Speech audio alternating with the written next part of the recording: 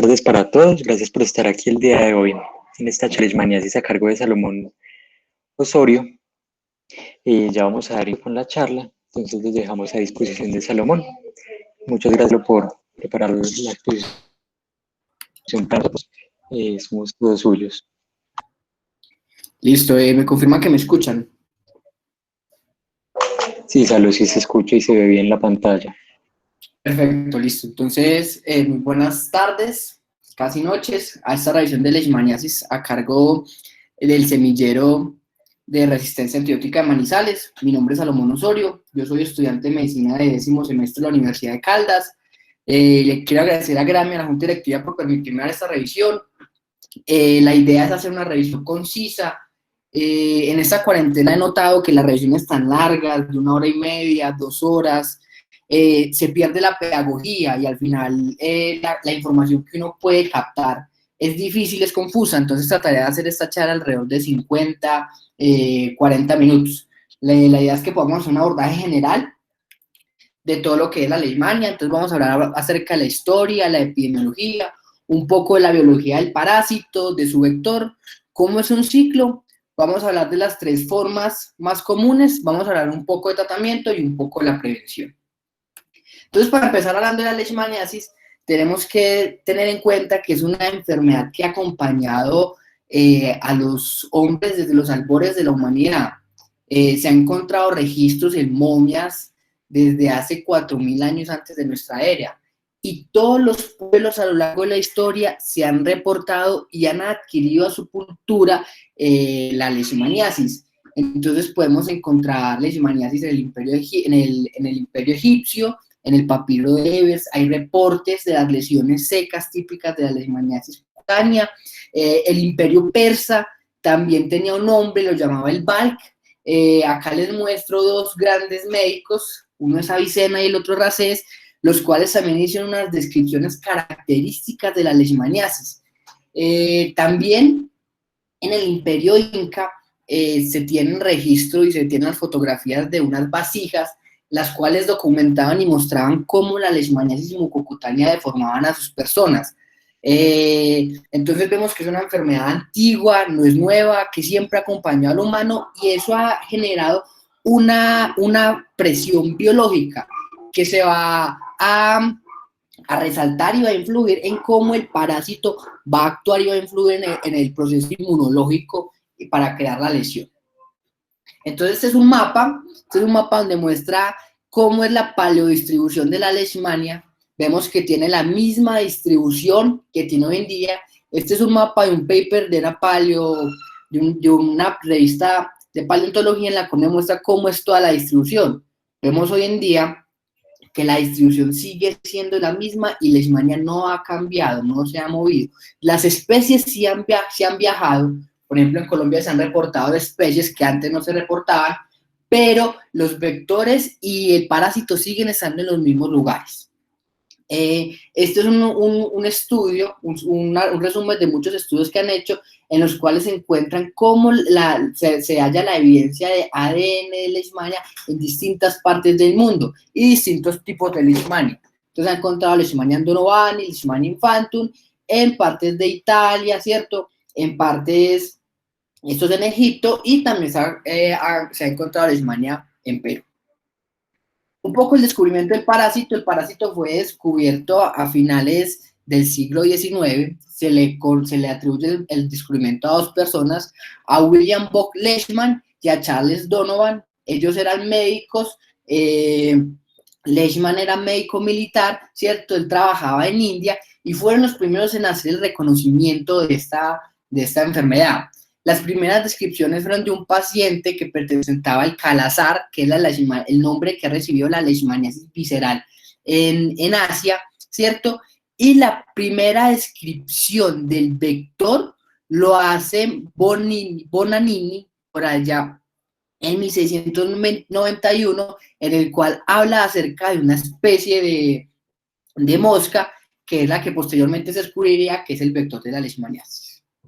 Entonces hablemos un poquito de la epidemiología. Entonces vemos que la leishmaniasis está presente en 5 continentes, de los cuales son endémicos 102 países. Se estima que tiene una carga de 350 millones de personas viven en regiones con alto riesgo de adquirir la infección. Se registran 1.3 millones de casos nuevos y entre 20.000 a 30.000 muertes cada año. Y se cree que es responsable de 2.35 millones de años de vida perdidos ajustados a la discapacidad.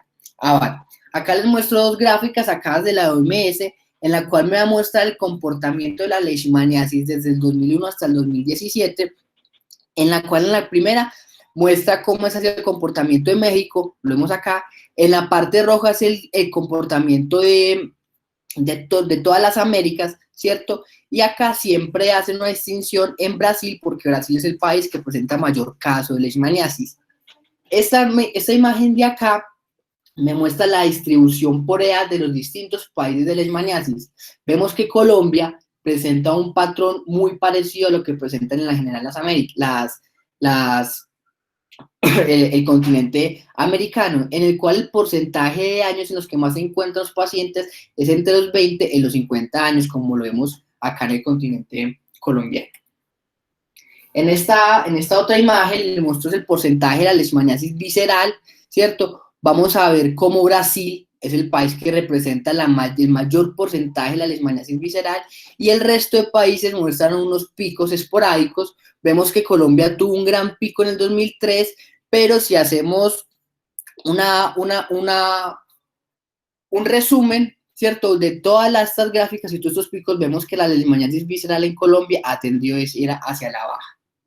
Esta otra imagen me muestra la proporción de casos de leishmaniasis cutánea y mucosa según el criterio de confirmación diagnóstico de los países y resalta Colombia que el 100% de los casos de leishmaniasis se hace con un diagnóstico cutáneo. Entonces, eso nos habla de lo juiciosos que hemos sido en Colombia y cómo de bien se ha estado implementando los procesos de mitigación y de control de esta enfermedad.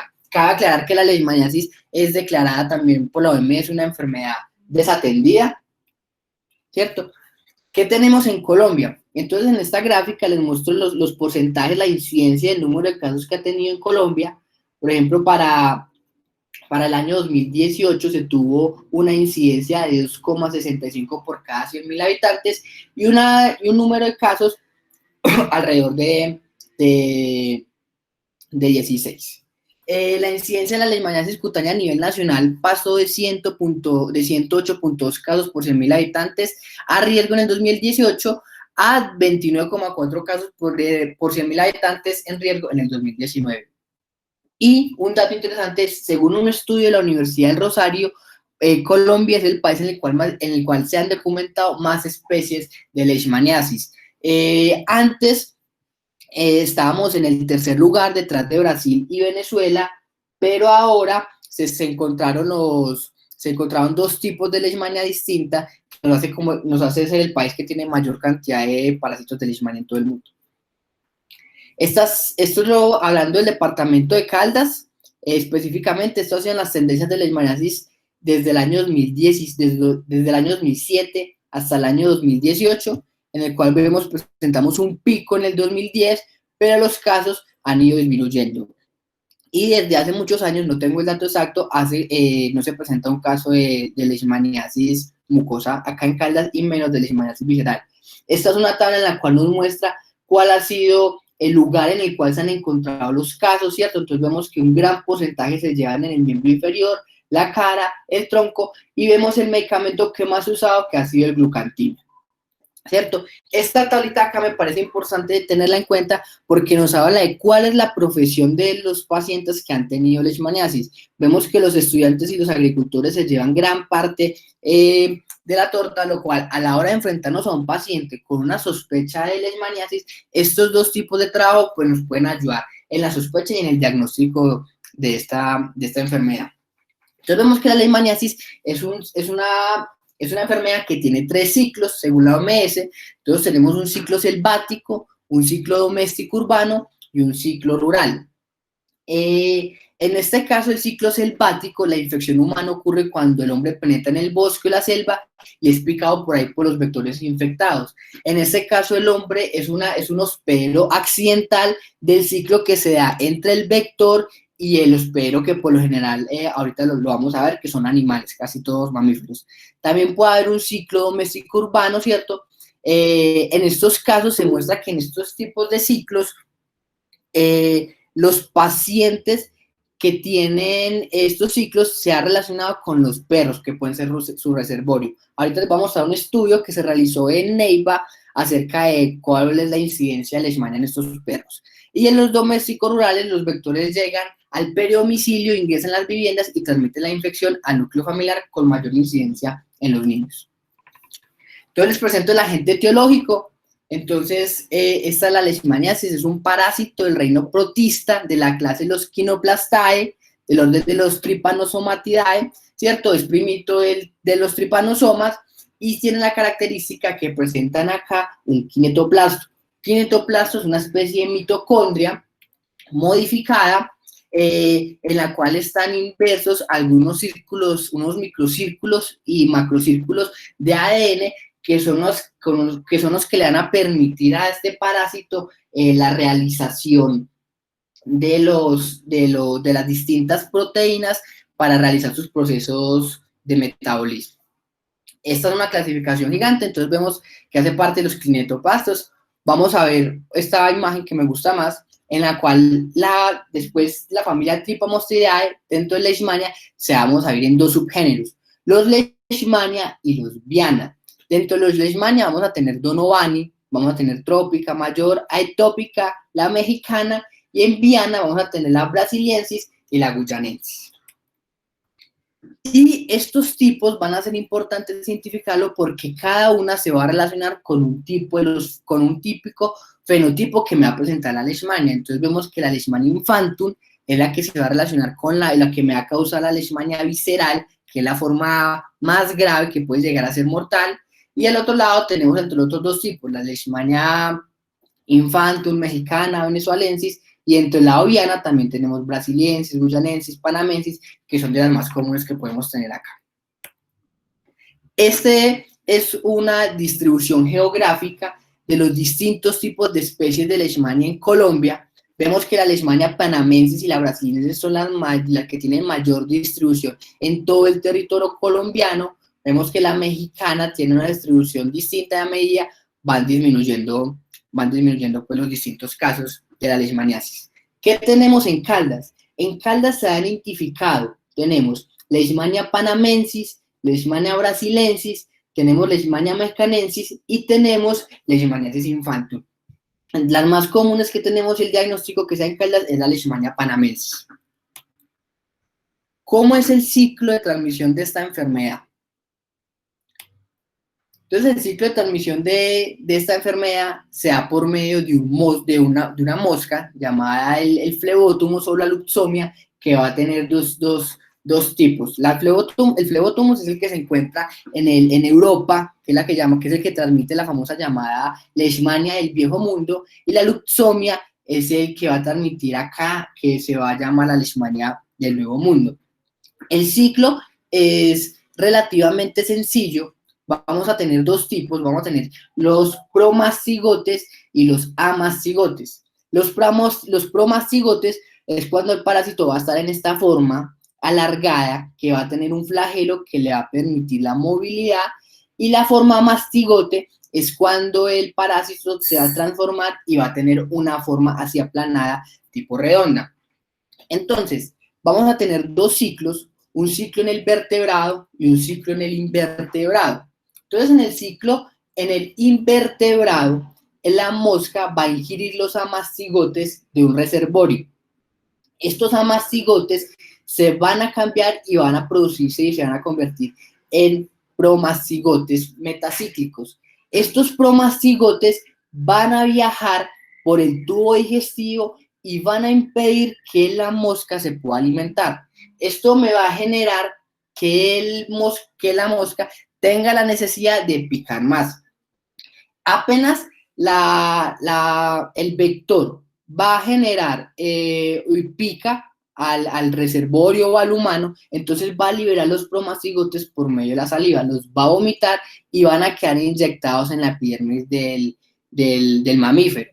Ya en la epidermis del mamífero van a llegar los promastigotes y van a intentar, y van a meterse a los macrófagos los van a fagocitar, y ya en los macrófagos, en la vacuola parasitófora, se van a empezar a reproducir, y van a cambiar de promastigote a mastigote. Ellos van a tener la capacidad de sobrevivir en el listosoma, y no solo no tienen la capacidad de sobrevivir, además lo usan como una especie de cultivo, porque en el macrófago se van a empezar a reproducir. Eso lo hacen por fisión binaria, hasta que llega un momento en que la tensión superficial de la membrana del macrófago es tan grande que se va a reventar y va a liberar los demás amastigotes. Y estos amastigotes van a seguir infectando los siguientes macrófagos, y así se va a perpetuar el ciclo, hasta que llegue otra vez el vector y pique al mamífero y se va a volver a infectar con los amastigotes. Este es el ciclo que presentamos. Acá les presento dos imágenes en las cuales me muestran lo mismo. Acá vemos cómo los promastigotes se alinean en esta parte de acá del vector, lo cual le va a impedir una buena alimentación. Esta es otra imagen en la cual me muestra lo mismo. Vemos que también puede haber, en este ciclo pueden estar involucrados los reservorios y los humanos. Entonces acá les muestro las dos diferencias morfológicas y cómo este parásito cambia, ¿cierto? Dentro de eso. Vemos acá unas organelas importantes en este parásito, que vamos a hacer el glicosoma, el megasoma y el acidocaxisoma, que son membranas circulares que van a guardar distintos mecanismos y distintas moléculas y nutrientes para estos organismos. Entonces, vemos que el acidocaxisoma es una membrana, es una bolita, ¿cierto?, cubierta de membrana, que va a tener calcio y algunos iones que van a ser necesarios para su funcionamiento. En el glicosoma es donde van a estar guardadas las enzimas que me van a llevar todos los procesos del metabolismo, como la glicólisis y la gluconeogénesis. Y en el magosoma va a ser una bolsa, ¿cierto?, en la cual se van a guardar las distintas moléculas de reserva de las distintas necesidades que va a tener este parásito. Esta imagen acá les muestro cómo se ven las dos formas del parásito, ¿cierto? Esta es la forma del promastigote, estos son los amastigotes acá dentro de un macrófago. Esto es como se ven a la microscopía, y esto acá es la microscopía de barrido electrónico. Acá vemos, esto es un aspirado de médula ósea. Vemos acá los amastigotes y vean que se caracterizan porque tienen el kinetoplasto, al estar lleno de RNA y DNA, va a teñir de color morado por las características ácidas en la textura de hematoxilina y eosina. Dentro de los reservorios, entonces recordemos que siempre hay una especie principal de reservorio. Eso varía de la situación en la que se encuentra y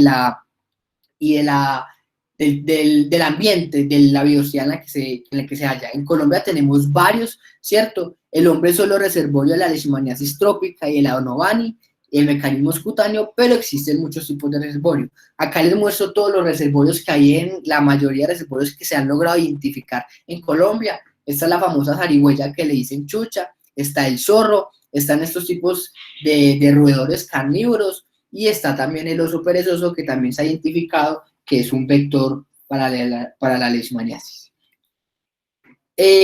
Lo que demostraba, este es un estudio muy interesante que hicieron en el municipio de Huila, y era intentar identificar cuál era la prevalencia de leishmaniasis visceral en los perros de estos municipios. Se encontró un total, se hallaron 307 perros y se encontró que tenía una prevalencia del 1.4%. Se encontraba la aparición de amastigotes, pero el 17.2% fueron seropositivos para la leishmaniasis, lo cual nos habla de una prevalencia pues considerable. Y estas de acá fueron las alteraciones al examen físico que tenían los perros. Entonces tenían purifosis, áreas alopécicas, que son características de la leishmaniasis en perros, úlceras cutáneas, linfadenitis del ganglio popliteo, y el enflaquecimiento, pues que no se podría relacionar del todo con esta leishmaniasis. Vamos a hablar un poquito del vector. Entonces, el vector es un animal, es un insecto, ¿cierto?, del orden Diptera, del suborden Nematocera, los insectos del orden Nematocera son los que tienen estas alas, así en esta forma como de V. Es un vector pequeño que mide alrededor de 5 milímetros, la picadura es dolorosa y quien pica es la hembra. Al igual que en otras enfermedades, quien pica es la hembra porque necesita la sangre para poder generar la producción de sus huevitos. El macho se dedica solamente a tener néctar. Entonces vemos que se caracterizan por tener pelos en las alas, que le dan una característica como de hirsutismo, y lo mismo en el cuerpo, ¿cierto? Sus picaduras dicen que son dolorosas. Este insecto tiene la característica que es de un vuelo corto, silencioso y por saltos. Este vector no tiene la capacidad de hacer vuelos altos, largos durante mucho tiempo, sino que va como saltando porque no le permite su capacidad de vuelo. Y lo cual se ha relacionado con la distribución. ¿Por qué? Porque el ciclo de reproducción que se da en este insecto se da en biomasa, a diferencia como se da en el Aedes, en el Anopheles, que necesitan un sitio que tenga la presencia de agua, estos no. Entonces, esto va a complicar un poco en el proceso de la prevención, porque literalmente no se puede quemar la biomasa, sería como quemar una selva. Entonces, los mecanismos de prevención en esta parasitosis es un poco más compleja. Se dice que tiene una actividad crepuscular y nocturna, aunque también se ha evidenciado que a veces tiene actividad diurna. Vemos entonces que el del Nuevo Mundo se llama Seleucomia, el más conocido es Seleucomia longipalpis, y en el Viejo Mundo, que es todo lo que tiene que ver Europa, Medio Oriente y Asia, es el Phlebotomus.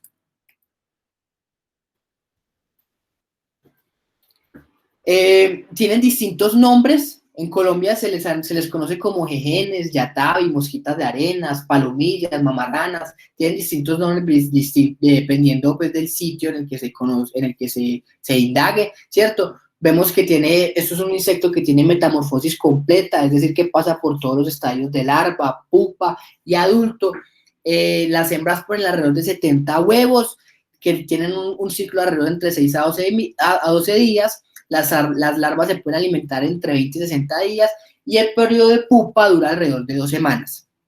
Tienen la capacidad, cuando les decía que se podían reproducir en biomasa, me refiero a que pueden estar en cualquier parte, literalmente, huecos de árboles, grietas, raíces, nidos de animales, madrigueras, chozas cercanas, cualquier tipo de elementos que tenga la capacidad para que las larvas, después de que eclosionan del huevo, tengan la capacidad de alimentarse. Estos tienen la capacidad de alimentarse y se alimentan desde la biomasa, por eso es que se reproducen ahí. Vamos a hablar entonces un poquito de cómo es el proceso de la fisiopatología y la inmunología de la enfermedad.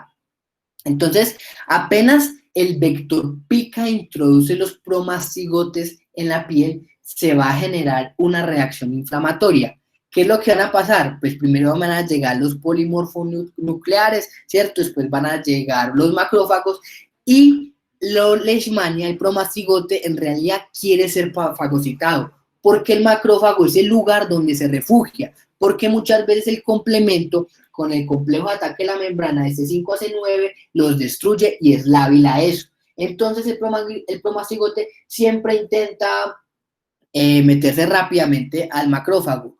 Entonces, después de que sea en el macrófago, se va a instalar la respuesta inmunitaria. Dependiendo de cómo sea esta respuesta inmunitaria, pues pueden pasar dos cosas. Y dependiendo de la especie de leishmania, se puede formar una úlcera cutánea, se puede dar una leishmaniasis mucocutánea, o si estamos en una especie infantum, se puede dar una leishmaniasis visceral. No todos los pacientes que tienen una inoculación de leishmania desarrollan la enfermedad, y algunas personas tienen la capacidad de ser autorresolutiva. Les puede generar la lesión, pero puede resolver. Esto lo vamos a ver un poco más adelante. Entonces, vamos a ver que la saliva del vector va a jugar un papel supremamente importante, porque se dice que va a tener una proteína, una sustancia que va a maximizar, que se llama el maxalan, que va a maximizar todo este proceso de virulencia del parásito. Entonces, apenas se penetran los promastigotes, entonces como les dije, van a llegar los neutrófilos, ¿cierto? Van a llegar algunos que van a ser fagocitados por los macrófagos, se va a desarrollar un proceso inflamatorio, entonces van a aumentar la permeabilidad vascular y va a haber algunas células presentadoras de antígenos, pueden ser macrófagos o células dendríticas, que van a llevar antígenos o pueden llevar al parásito por todo el sistema linfático al nódulo linfático para montar toda la respuesta de inmunidad adquirida. Es muy importante en esta enfermedad la respuesta que se monte, si es TH1 o TH2. ¿Por qué? Porque la única respuesta que es efectiva contra esto es la respuesta TH1. La inmunidad celular es la que me va a terminar destruyendo los promastigotes y los amastigotes. La enfermedad, cuando se desvía por una respuesta TH2, no va a ser efectiva y se va a cronificar y no va a mejorar. Vemos acá que el promastigote, esto es en una membrana lipídica de un macrófago, entonces se va a adherir, va a ser fagocitada y va a liberar unos factores de virulencia. Acá en la vacuola fagocitófora, entonces va a liberar una proteína y va a tener unos elementos que se llaman los lipofosforicanos. Estos elementos se van a adherir a las cadenas, perdón, se va a unir a los ROS, que son los radicales libres, a todo este complejo de enzimas que van a intentar acidificar el medio para destruirlo y los va a inhibir. Por ejemplo, los lisosomas, este lipofosforicano va a inhibir que se junten los lisosomas, permitiendo que el promastigote pueda sobrevivir. También vamos a ver que entre los neutrófilos se va a unir también una proteína que se llama la MPO. La MPO, que también se llama la proteína de mayor de superficie, ¿cierto? Que es un factor de virulencia que también va a impedir la degradación del parásito. Cuando está esta proteína, va a impedir que se activen estos gránulos que van a impedir la degradación del parásito, produciendo la supervivencia del parásito dentro del macrófago. También se ha asociado que en las células dendríticas, cuando se encuentran estas dos proteínas, la CD68 y la LAMP1, LAMP1, el parásito sobrevive. Pero los macrófagos en las vesículas, en las cuales está la proteína RAB7, sí se da una fusión exitosa entre el lisosoma y la vesícula, en la cual sí se da la destrucción del parásito. Entonces se cree que el promastigote va a influir en estas tres proteínas, en la cual el resultado puede ser una supervivencia o una destrucción del parásito. Entonces, la respuesta inmune acá que vemos, entonces, el parásito llega, ¿cierto? Se inocula en la dermis, se va a montar una respuesta, van a llegar los macrófagos, van a llegar las células dendríticas, el complemento va a destruir algunos promastigotes, las células NK van a jugar una función fundamental. ¿Por qué? Cuando la respuesta se llega, cuando se da la presentación de antígenos, se forma y se monta una respuesta celular, TH1, que va a ser la exitosa, el interferón gamma va a ser una molécula fundamental, porque el interferón gamma me va a potenciar la efectividad de los macrófagos para poder destruir los amastigotes. Entonces, una respuesta fuerte de interferón gamma me produce una curación de la leishmaniasis. Pero cuando se da una respuesta TH2 por linfocitos B con células plasmáticas produciéndome anticuerpos, no me va a servir de nada y se me va a generar una respuesta mucho más crónica, ¿cierto? Mucho más lesiva, mucho más destructiva, en la cual no va a haber un resultado favorable para el paciente en estos casos. Vemos acá que la inmunidad celular, entonces, como ya les había dicho, genera una función importantísima y vital para poder que se dé todo este proceso, ¿cierto? Y van a estar, las células NK van a estar todo el tiempo botando interferón gamma, tratando de potenciar eso. Se ha descubierto que las células NK tienen una función muy importante y también se ha visto que la interleuquina 10 va a ser la interleuquina moderadora o reguladora en todo este proceso inmunitario. Y se dice que va a ser secretada por todas las células, pero principalmente por los linfocitos T. Entonces, este cuadro me gusta mucho porque me habla del distinto espectro de la enfermedad y los distintos síndromes que me puede dar. Dándome de una leishmaniasis diseminada, ¿cierto? De una leishmaniasis visceral hasta una leishmaniasis subclínica en la cual no se puede diferenciar. Y vemos que a medida que se complica más el espectro clínico de la leishmaniasis, hay mayor número de parásitos.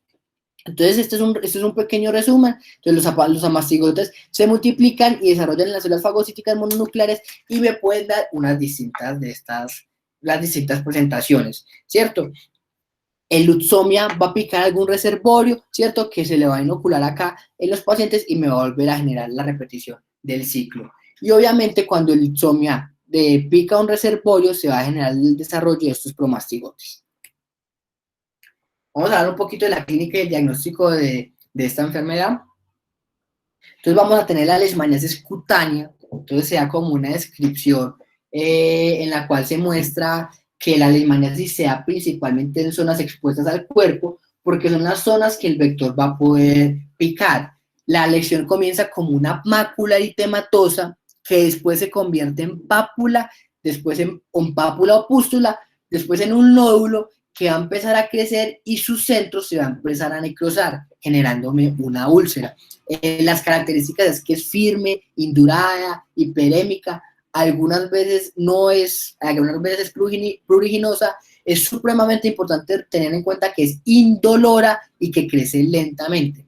A veces se recubre de un líquido amarillento y puede generar una costra. El centro por lo general siempre es granular y la característica es esa. Entonces es una úlcera redondeada, indolora, con bordes bien definidos y cortados en formas de abocados. El borde es hiperémico. Entonces vemos acá la lesión típica de una leishmaniasis. Vemos que es una mano, empezamos, una zona expuesta, vemos que probablemente es un campesino, vemos la lesión con los bordes indurados, una base eritematosa, vemos la forma que es redonda o en sacabocados, vemos que el fondo es granuloso, granular típico de la leishmaniasis. También recordemos que ahorita cuando les mencionaba que algunas células dendríticas, algunas células presentadoras de antígeno, se podían llevar el parásito, pues muchas veces el resultado es que me pueden terminar en una leishmaniasis ganglionar o en una leishmaniasis linfangítica. Es muy importante tener esto en cuenta, sobre todo en el diagnóstico diferencial, porque hay varias patologías que se pueden generar esto. Hablando infecciosas, principalmente unas protricosis. Esta es la distribución, en este mapa les muestro cómo es la distribución de la leishmaniasis cutánea por especies. Entonces vemos que la leishmaniasis panamense es la que está en todo ese territorio colombiano y también tenemos algunos puntos del territorio colombiano donde está la distribución de la leishmaniasis brasilensis y la mexicana, que también las tenemos. Ahorita cuando les hablaba de la curación espontánea, entonces nos hablaba que dependiendo del tipo de leishmania, algunas pueden curar espontáneamente. Entonces nos hablaban que si es mexicana de 3 a 9 meses, si es leishmania mayor de 2 a 6 meses, si es brasilensis de 6 a 15 meses pueden presentar este proceso de autorresolución. Vemos acá otra imagen con una paciente que tuvo picaduras múltiples. Seguramente estas son características de cuando van a excursiones en la selva, en la cual hay varios flebótomos que están infectados con leishmania y todos lo pican acá. La picadura puede generar una mácula, me disculpan acá, una mácula dura de 1 a 2 días. El periodo de incubación clínica puede ser de 2 semanas hasta 2 meses, ¿cierto? Es un gránulo que empieza a crecer, a veces se pueden sobreinfectar y cuando estas lesiones se sobreinfectan, sí pueden generar dolor y generar una respuesta inflamatoria mucho mayor. Entonces es importante hacer un diagnóstico diferencial y tratar de identificar en estos pacientes cuando nuestra lesión está sobreinfectada y si se trata de una úlcera de leishmaniasis cutánea sobreinfectada o es otro tipo de lesión, por ejemplo, alguna enfermedad de los tejidos blandos, ¿cierto? La definición de caso, según las guías del ministerio, es un paciente con lesiones cutáneas procedentes de área endémica. De ahí la importancia de saber cuáles son las áreas en las cuales se está circulante y es endémica la leishmaniasis, ¿cierto? Que cumpla 3 o más de los siguientes criterios. Entonces, sin historia de trauma, evolución mayor a 2 semanas para que cumpla el PIC, una úlcera, lesiones nodulares, lesiones satélites o adenopatía localizada. Vemos entonces acá en esta imagen cómo es el proceso en el que crece la leishmaniasis. A veces comienza, como lo ven acá, una pequeña pápula no eritematosa, el paciente no se queja, no le duele, probablemente le puede picar. Vean que aquí es la parte posterior del cuello, esta es la frente, siempre es una zona expuesta, pero a las 2 semanas ya empieza a ulcerarse, se le empiezan a endurar los bordes, empieza a aparecer una costra y posteriormente puede crecer. Entonces vemos acá, esa es una depresión, una lesión típica de leishmaniasis, ¿cierto?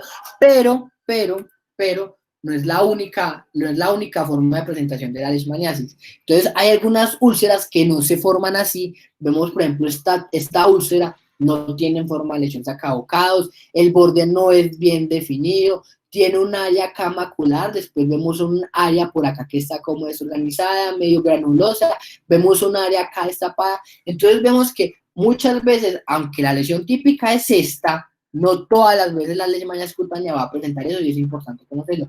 Este es otro tipo de leishmaniasis en una persona. Esto es en Venezuela, esta foto, y vean que empezó a presentar satelitosis como un típico papular, tipo perlado, pero vean que es muy distinta a lo que se ve acá. Entonces es importante también tener en cuenta esto en el diagnóstico diferencial. Yo le recomiendo este libro, Dermatología Tropical, un excelente libro para hablar de diagnósticos diferenciales, en los cuales nos muestran cuáles son las múltiples lesiones que me pueden generar las enfermedades tropicales. Entonces, como lo vemos acá, estas 4 imágenes me pertenecen a leishmaniasis, ¿cierto? Entonces, en esta lesión, por ejemplo, parece es una lesión más bien como liquenoide. Vean la distribución por todos por todas las piernas, ¿cierto? Que en primera instancia uno diría, no, eso no me parece leishmania, ¿cierto? Vemos acá también otra lesión de típico linfangítico, que debemos tener en cuenta, tenemos un diagnóstico diferencial con esporotricosis, ¿cierto? Esta lesión que en el libro lo muestran como lesión sarcoide, y vean esta es el tronco de un paciente, pero en la espalda, en la cual generan múltiples pústulas diseminadas, nodulares. Y esto es leishmania. Entonces es importante también tener en cuenta que leishmania, aunque la lesión clásica es esta, no todas las veces la puede tener. Acá les muestro entonces las 2 imágenes de la leishmaniasis linfangítica. Es importante siempre tener en cuenta y no olvidarla. Y también, vean, esta leishmania también puede empezar a tener un crecimiento de tipo tumoral nodular, ¿cierto? Que me pueden hacer pensar en otros diagnósticos diferenciales, ¿cierto? Entonces se llaman lesiones vegetativas. Vemos acá en este paciente, siempre son en zonas expuestas, que uno ya en este momento presentaría hacer un diagnóstico diferencial con todas las micosis subcutáneas, todo lo que tiene que ver con un misestoma, una cromomicosis, una esporotricosis en estos pacientes, pues es importante hacer un buen diagnóstico diferencial en estos casos. Esta es una diapositiva que les quería colocar acerca de cómo se ve la toma y la aspiración de la lesión en el proceso diagnóstico de la leishmaniasis cutánea, ¿cierto? Se deben tener todos estos elementos para poder tomar una buena muestra, ¿cierto? Y dice que se debe hacer la selección con el menor tiempo, se tiene que seleccionar dentro de la úlcera la lesión que tenga el menor tiempo de evolución y buscar los bordes más indurados que indiquen que la lesión está activa. Y acá no lo tengo, pero se debe colocar también, se debe tomar también una lesión del centro, del centro, se debe tomar una muestra del centro de la lesión para poder que aumente la sensibilidad. Esto se ha demostrado. Es importante también tener y recordar la úlcera del chiclero, que es esta lesión que se produce en las orejas, que va a ser progresiva, que se produce en estos pacientes que trabajaban en estos árboles, que donde se saca el caucho, que es bastante común. Esta es la lesión activa y muchas veces como terminan estos pacientes amputados o con deformaciones en las orejas, por eso la famosa úlcera del chiclero. Les tengo un caso clínico, ¿cierto? Este es un paciente de 65 años de edad, el motivo de consulta, tengo una llaga en el brazo, ¿cierto? Eso es un caso clínico real. Dice, cuadro clínico de 20 días de evolución, consistente en una úlcera indolora, poco pruriginosa, en antebrazo izquierdo, de lento crecimiento. El hombre trabaja en un municipio de Norcasia, niega fiebre, niega otras lesiones, se ha puesto Merey, bañitos de agua tibia, consulta porque integrante Gram, eso le pasó a un amigo, dijo que era una leishmaniasis. El paciente le hicieron todo el procedimiento, le hicieron el frotis y resultó con leishmaniasis, le hizo todo el tratamiento y esta es la úlcera después del tratamiento que se hizo.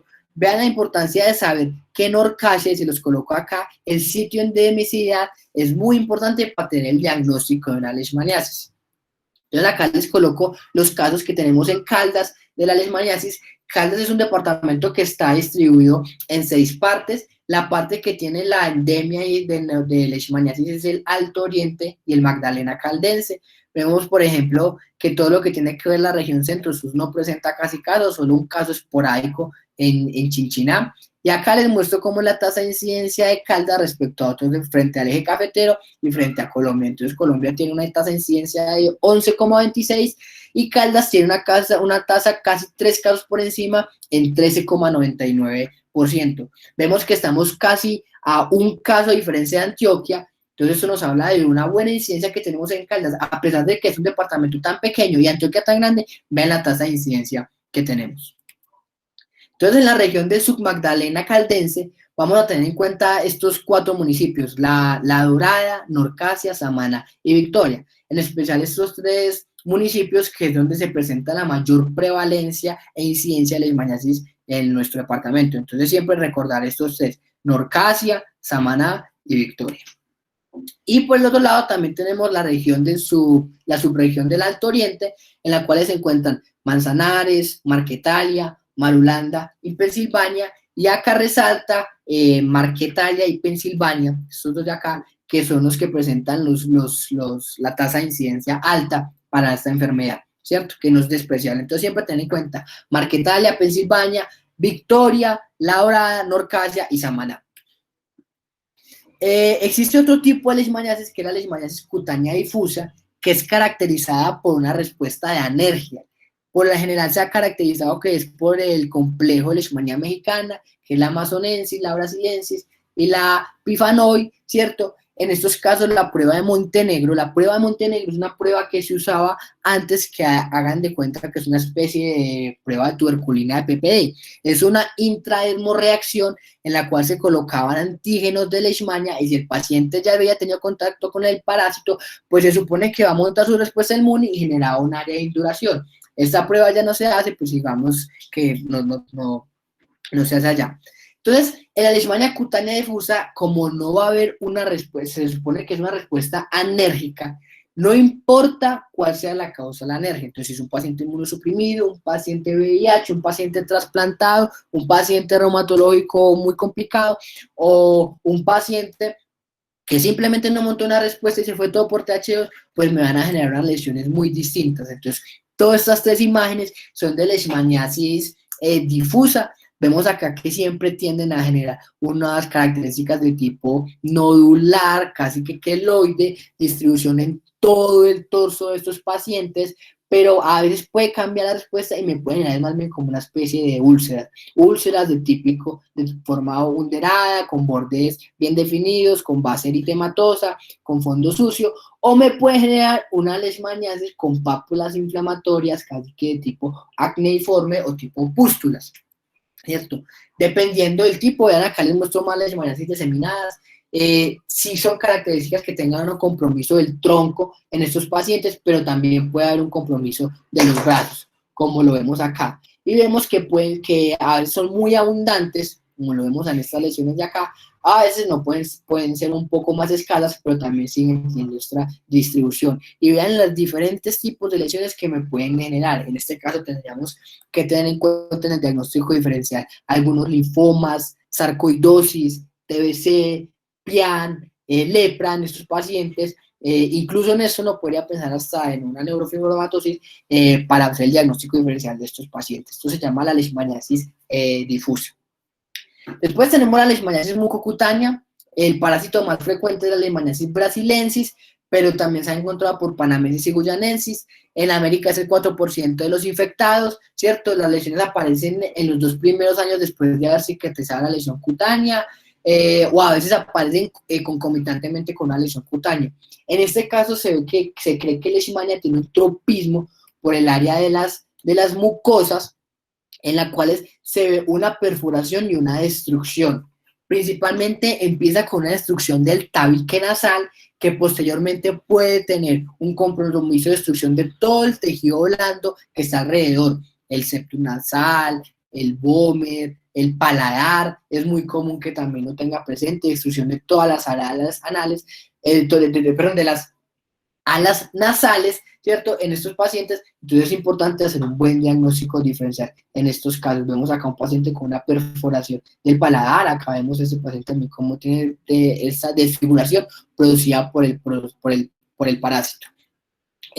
Dentro de los signos y síntomas, entonces, esos pacientes empiezan con un signo de obstrucción nasal, prurito o dolor, pueden tener costras, ¿cierto? Puede haber rinorragia, empieza entonces con eritema, edema, y entonces empieza con infiltración que produce un aumento en el volumen de la punta de la nariz y las alas nasales, y se extiende ocasionalmente más allá del surco nasogeniano.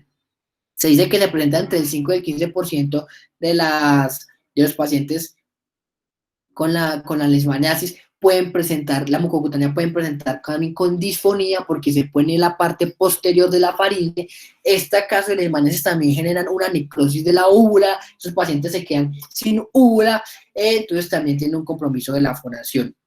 Dentro del diagnóstico diferencial, es importante hacer diagnóstico diferencial con consumo de cocaína, lesiones traumáticas, ¿cierto? La histoplasmosis, importante hacer diagnóstico diferencial, la paracoccidomicosis, tuberculosis, un paciente también que tenga, por ejemplo, un rinoscleromo con Klebsiella rhinoscleromatis, un pólipo nasal o algún tipo de cáncer, ya sea un escamo celular o un vaso celular, es importante tener siempre en cuenta estos diagnósticos diferenciales en estos pacientes. Este es el único caso que yo he visto en la vida real de una leishmaniasis mucocutánea. Esto fue en un campamento estudiantil hace 3 años ya en Puerto Gaitán. El paciente, eso es Puerto Gaitán es Meta, el paciente consultó fue porque tenía dolor de cabeza, y porque tenía la presión mal controlada. Puerto Gaitán es un municipio que queda como a 8 horas de Villavicencio, y él vivía como una especie de vereda que quedaba como a 2 horas de Puerto Gaitán. Entonces, él decía que él adquirió la leishmaniasis cuando estuvo viviendo un tiempo literalmente metido en la selva.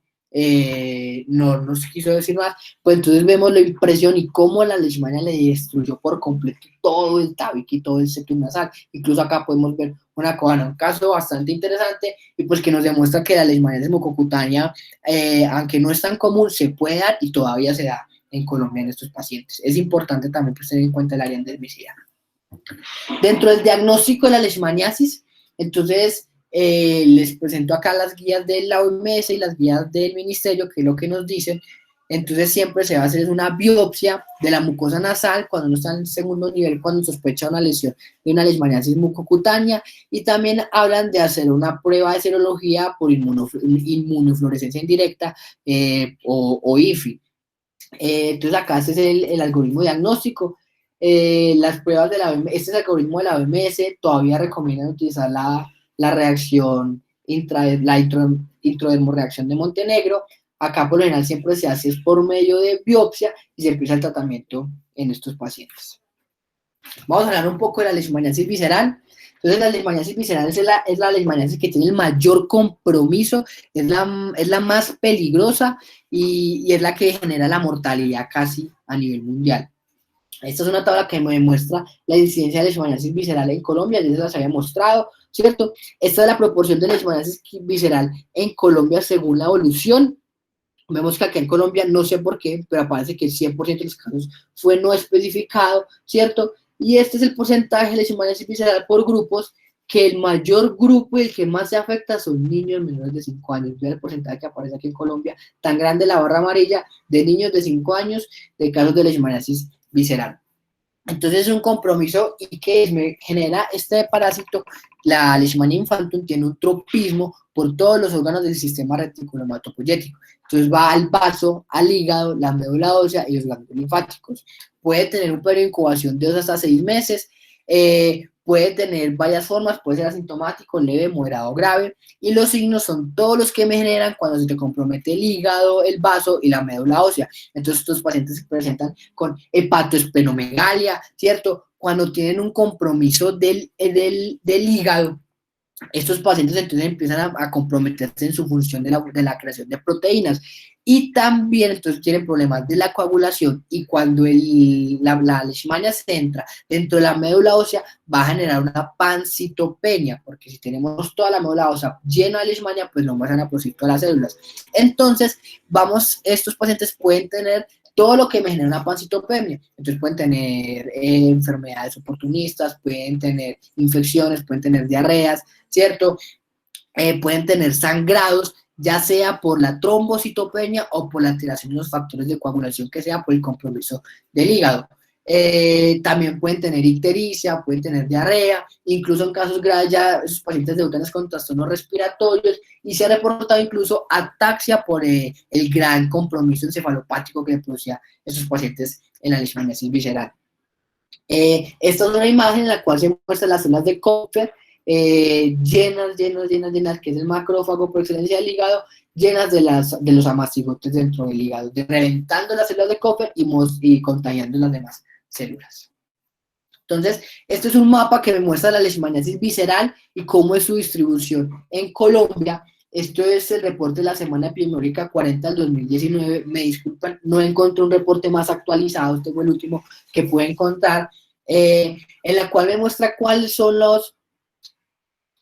la incidencia de la leishmaniasis, ¿cierto? Y acá les muestro cuáles son los municipios que presentan alto riesgo de la leishmaniasis visceral, que es muy importante tenerlos en cuenta. Entonces ellos hablan del municipio de Carmen de Bolívar, de Ovejas en Sucre, del municipio de Neiva y Palermo en Huila, y de estos, San Andrés de Sotavento, Muñitos y Tuchín en Córdoba, Cincelejo, Palmito y San Puis. Estos son los municipios donde se ha reportado la leishmaniasis visceral, donde se tiene el ciclo de Leishmania infantum, entonces es importante tenerlos en cuenta y recordarlos. Estos les presento dos imágenes de los niños con la gigantesca hepatosplenomegalia que me genera la leishmaniasis y vemos cómo se ven en los aspirados de médula ósea.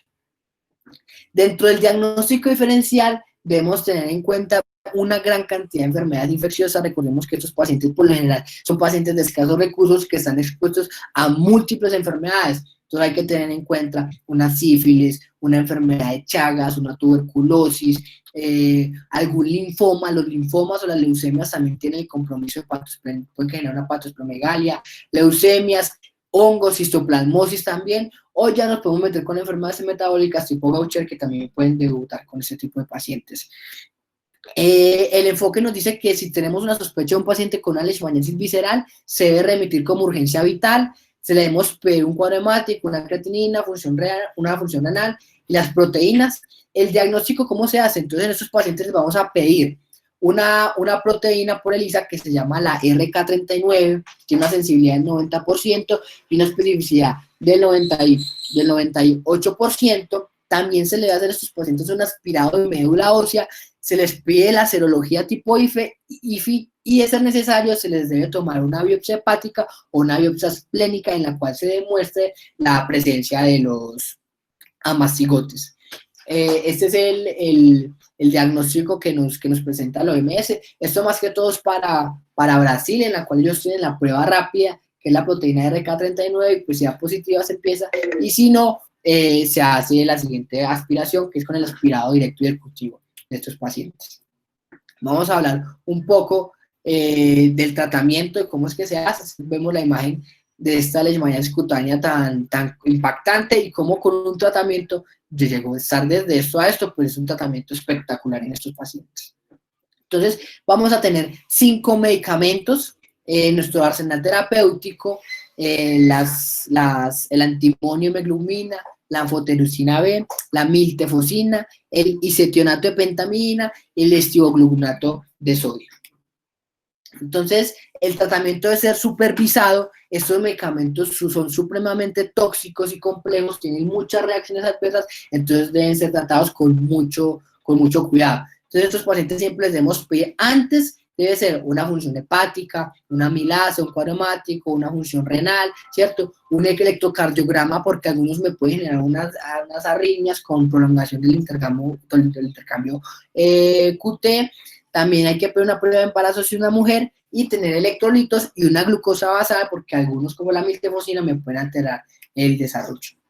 Dentro de la leishmaniasis cutánea y la mucocutánea, entonces en primera línea se utiliza la meglumina o el glucantime, ¿cierto? Es una sal de antimonial pentavalente, se utiliza una dosis de 20 miligramos kilogramos día, día intramuscular, endovenosa, en dosis única diaria por 20 días. Esta es la dosis máxima, recordar que no se deben, no se debe pasar las 4 ampollas.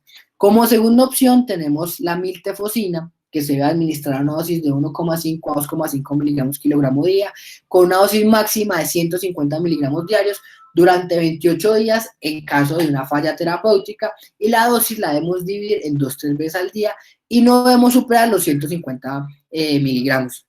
En los pacientes pediátricos debemos utilizar la miltefosina, no la meglumina, sino la miltefosina en las dosis, y debemos tener cuidado con el peso del paciente. Si es un paciente que pesa más de 10 kilos, perdón, no es aquí, es al revés. Si pesa menos de 10 kilogramos, utilizamos anfotericina B liposomal. Si pesa más de 10 miligramos, sí podemos utilizar la miltefosina. Le recomiendo la página OK2, es una página espectacular que si uno está enredado con el tratamiento de eso, puede utilizar. Uno simplemente coloca el peso del paciente y ahí de una le da la dosis y cómo prepararlo. Esta es la forma de cómo hacer la preconstitución de la anfotirosina B liposomal, y acá me muestra todos los dosis y cómo se deben administrar estos medicamentos. Dentro de la leishmaniasis y el tratamiento de la leishmaniasis visceral se recomienda el uso de la anfotericina B liposomal como la primera elección. Según las guías, estas son las dosis de 3 miligramos kilogramo día, de 1 a 5 días, más 2 dosis adicionales en 14 días, para una dosis máxima de 200 miligramos en los pacientes. Si el paciente está inmunocomprometido, la dosis cambia y se amplía los días en los que se deben hacer las dosis adicionales, ¿cierto?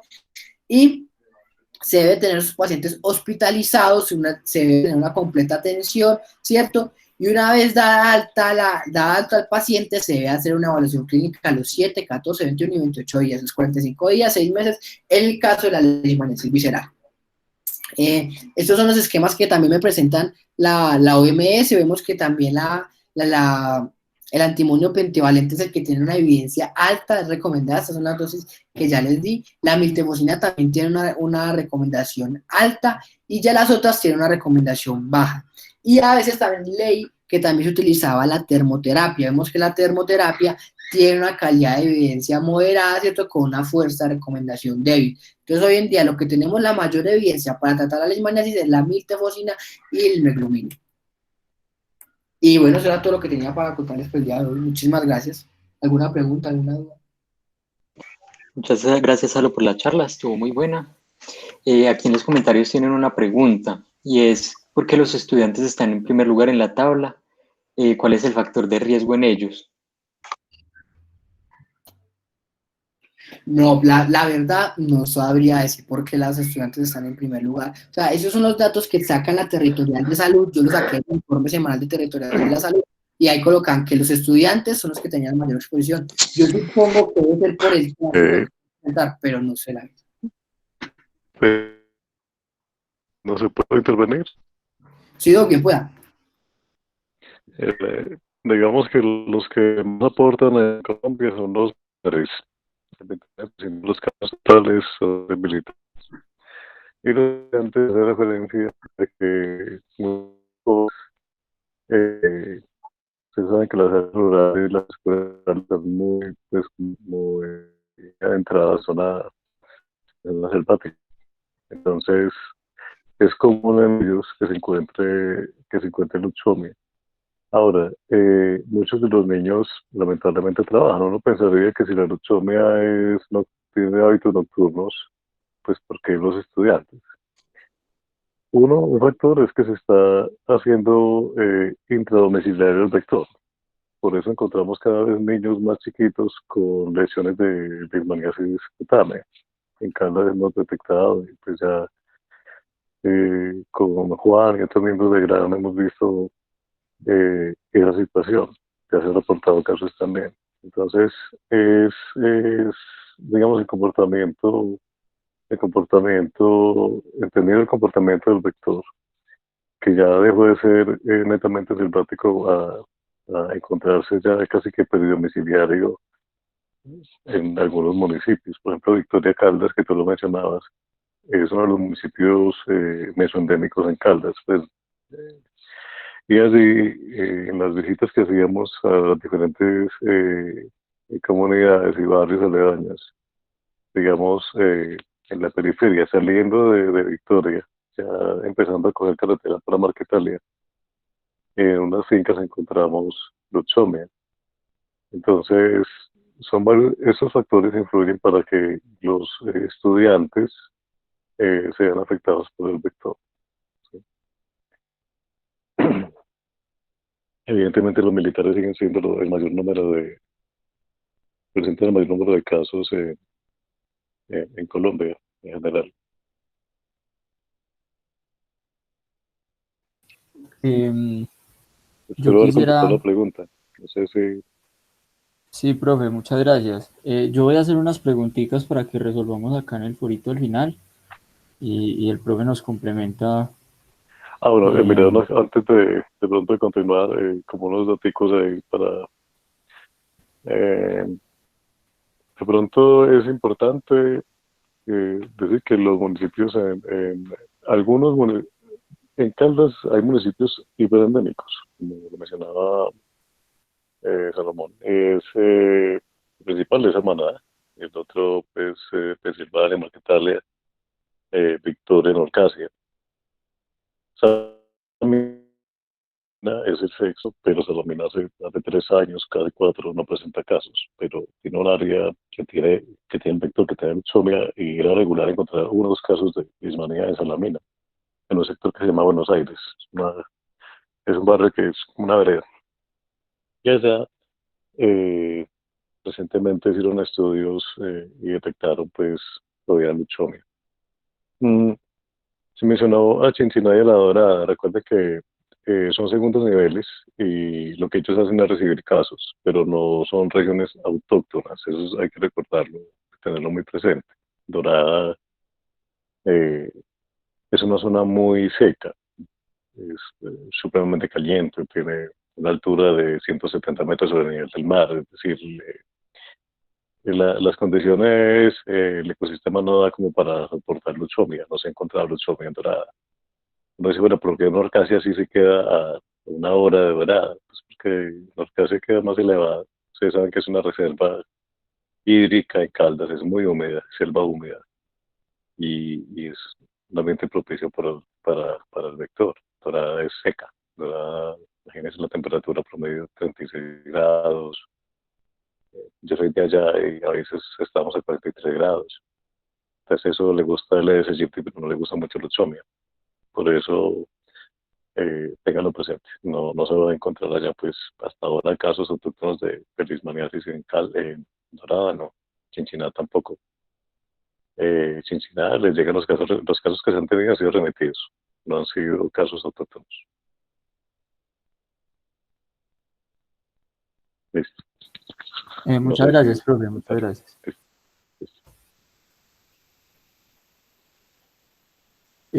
Yo quisiera que habláramos un poquito de tratamiento, ¿cierto? Como profundizar un poco esa parte. Les quería preguntar, y Salo si quiere aportar sobre cuál es el manejo de la leishmaniasis visceral, o sea, cuáles son las pautas de tratamiento de la leishmaniasis visceral, cuál es la diferencia entre un paciente inmunocompetente o un inmunocomprometido, cuál es el esquema de manejo indicado en este grupo de pacientes. ¿Se pueden utilizar las sales antimoniales o no se pueden utilizar? Quisiera que discutiéramos esa parte.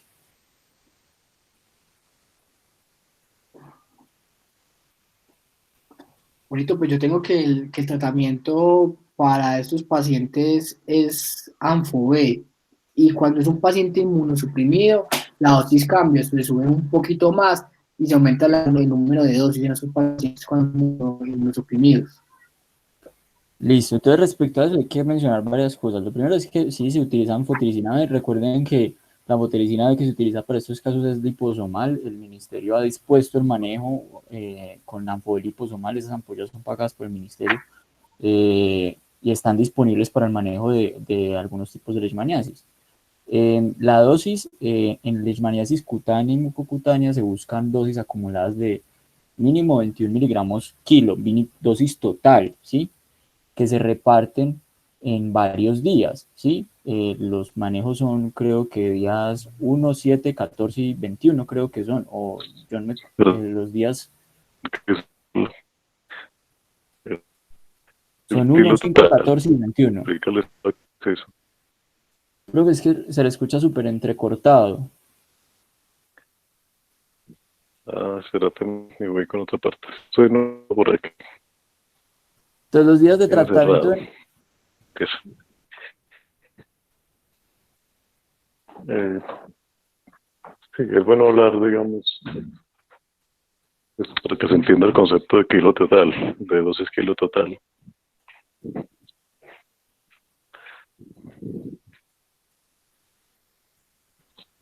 ¿Aló? aló, es que no se escucha nada, profe, es que ¿Aló? ¿No se escucha? ya, mejor. Sí, no, preguntaba pues para que le comentaras a los muchachos sobre el concepto de dosis kilo total. Ah, bueno, entonces, básicamente uno busca una dosis acumulada de 21 miligramos por kilo, ¿cierto? En leishmaniasis cutánea y mucocutánea. Básicamente se hacen en dosis repartidas de 3 miligramos por kilo, entonces pues uno multiplica más o menos y eso da una dosis total de 21 miligramos por kilo. Em, lo que se busca es que esa sea la dosis total repartida entre ese número de dosis de 3 miligramos por kilo, que es como la dosis top. En visceral, lo que se buscan son dosis mucho más altas, se buscan dosis de hasta 40 miligramos por kilo totales, que son más días de tratamiento repartidas en dosis de 3 miligramos por kilo.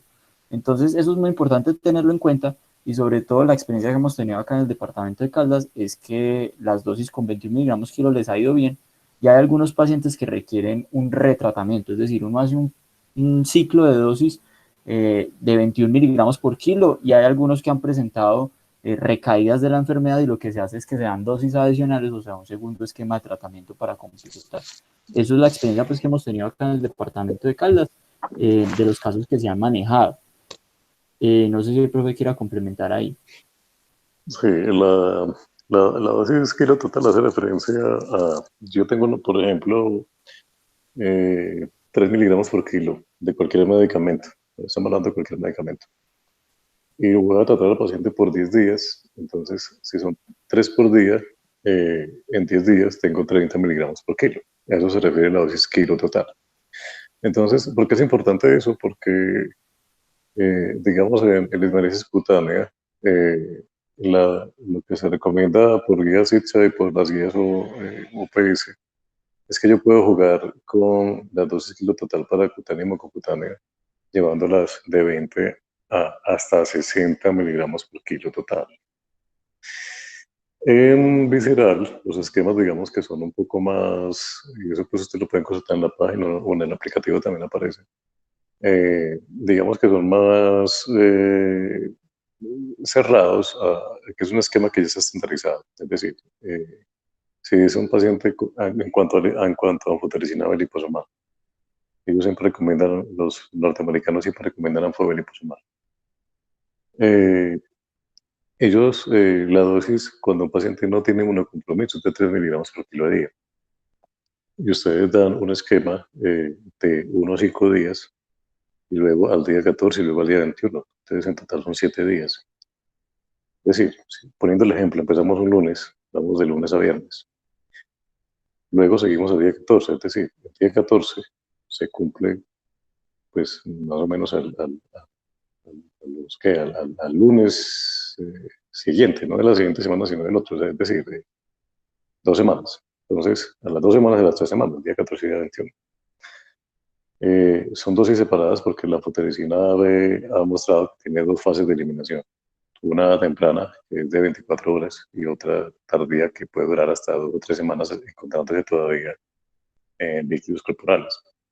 Es para que lo consideren. Lo otro es que cuando tiene un paciente inmunocompromiso, le subimos la dosis a 4 miligramos por kilo día y lo llevamos a 10 dosis totales. Esas 10 dosis va lo mismo, del día 1 al día 5, es decir, lunes a viernes suponiendo, o de martes a sábado, o de miércoles a domingo. O sea, días seguidos.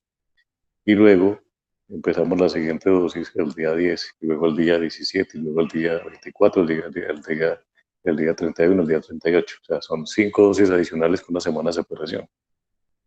Eso es, entonces el ejercicio es, si son 10 días de dosis a 4 miligramos por kilo día, ¿cuánto le estoy dando acumulado por kilo total? Son 40, ¿cierto? Eso es, digamos, como lo que se recomienda en esos casos.